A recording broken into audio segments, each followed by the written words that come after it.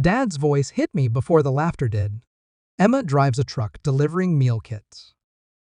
He said it like a punchline. And the room, polished floors, chandeliers, billionaire in-laws responded on cue. I felt the heat of their glances, the smirks at my dress, the amused pity. I swallowed it. All of it. Because tonight wasn't the insult. It was the reveal. And then the doors slammed open. Federal agents swept in with the calm urgency of people who never enter a room unless they already own it. Gasps. Screams. My father reached for my mother. My sister froze. But the man who mattered walked straight toward me. The U.S. Secretary of State. "Agent Cooper," he said, ignoring everyone except me. "We need you." Their faces cracked in real time. I didn't smile. Not yet. People assume betrayal comes from enemies. They forget it's only betrayal if you trusted them first. My sister, Claire Goldenchild, spotlight magnet, professional collector of attention, always expected me to orbit her. I let her. It was easier than fighting gravity. She wasn't always sharp-edged. When we were kids, she used to sneak into my room at night just to complain about homework. Back then, her voice was small. Mine was smaller. We drifted in that quiet closeness until she discovered she didn't have to share anything she could take credit for. Good grades, friends, my ideas, my work. My silence made it easy, but I didn't realize how far she'd pushed until last year. The first clue was an email forwarded to me by accident. Her name on a promotion I'd earned. My project. My hours. She'd claimed it as hers.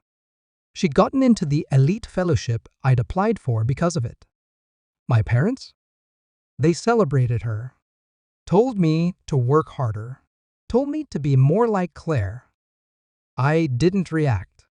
I couldn't. Emotion gives people evidence. Silence gives them nothing. Still, I needed more. So I followed the threads. The corners she cut. The contacts she lied to. The files she shouldn't have accessed. Her fiancé's family even invested in her talent. Everything she had was built on the foundation she stole from me. The heartbreak was quiet. The fury was not. But I kept both on a leash. I didn't confront her. I documented. I verified. I recorded every wrong turn she'd taken carefully, legally, patiently. My work at the Intelligence Training Division gave me tools she never imagined I had. Not the flashy kind. The boring, devastating kind, paperwork, timelines, accountability. She didn't know I was already operating undercover for a federal program. No one did. Not even my parents. And then I discovered the most important detail. Her new in-laws were about to merge with a foreign company under federal investigation.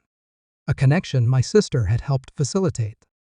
A connection she shouldn't have even known about if she hadn't stolen access to my confidential files. That was the moment the plan wrote itself. I didn't sabotage her. I simply arranged the truth in the correct order and handed it to the right people. A timeline here. A request for review there. A single flag document routed through the proper channels. Legal, methodical. I didn't twist the knife. I just removed the cushion she'd been stealing from me for years. When investigators traced the leak, they found a pattern. Her emails, her signatures, her unauthorized logins. Every lie she'd ever told lined up like dominoes. All I did was flick the first one. Back to the engagement party. Back to the moment Dad made me the punchline. The secretary's voice carried through the ballroom. "We're detaining several individuals for questioning regarding the attempted acquisition under foreign influence protocols." Claire's fiancé's father blanched. The mother sat down hard. And my sister, my brilliant, perfect sister, whispered my name like a question she didn't want answered. The agents approached her. Calm, professional. Claire Harding, one said, "We need to speak with you regarding your role in unauthorized access and transfer of federal information." Dad sputtered. Mom's hand shook against her pearls. Claire turned to me, eyes wide. "Emma, tell them it's a mistake." For the first time tonight, I let myself smile. Small.